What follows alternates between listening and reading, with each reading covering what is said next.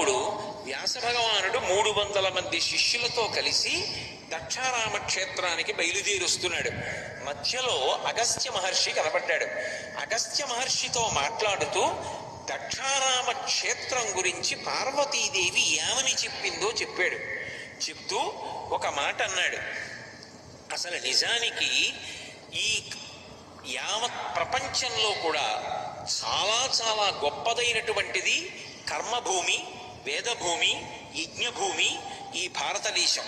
మళ్ళీ ఈ భారతదేశం అంతటిలోనూ కూడా చాలా గొప్పదైనటువంటి క్షేత్రం ఏది అంటే కాశీ ఎక్కుడు. కాశీ క్షేత్రం అన్ని క్షేత్రముల కన్నా కూడా చాలా గొప్ప క్షేత్రం.